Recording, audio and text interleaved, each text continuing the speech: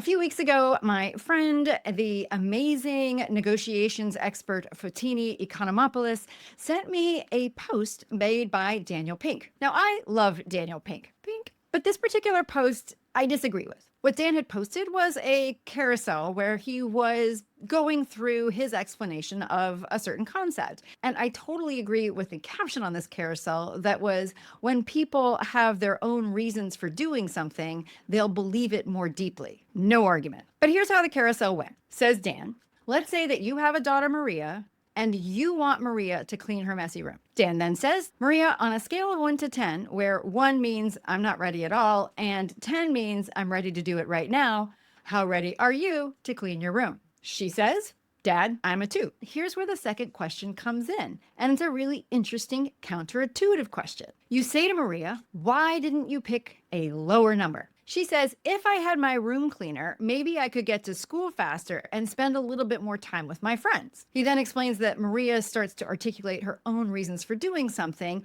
and then connects that back to his caption, that when people have their own reasons for doing something, they tend to believe in doing it more strongly and the behavior often follows. The technique in the example that Dan's talking about actually does work, but with one key difference. It works when and only when you're asking someone about something that they actually want and they actually believe in.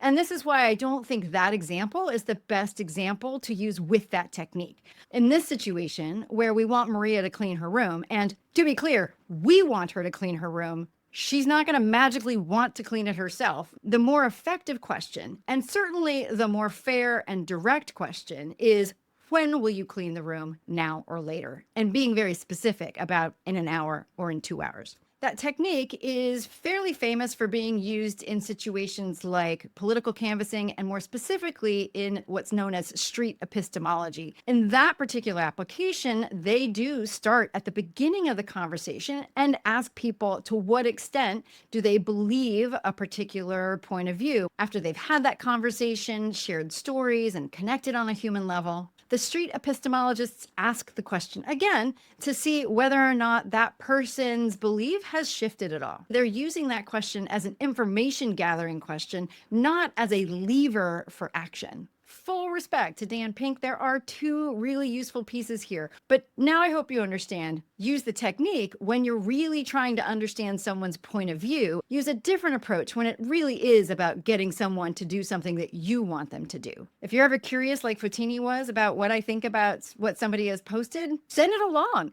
Otherwise, see you next time.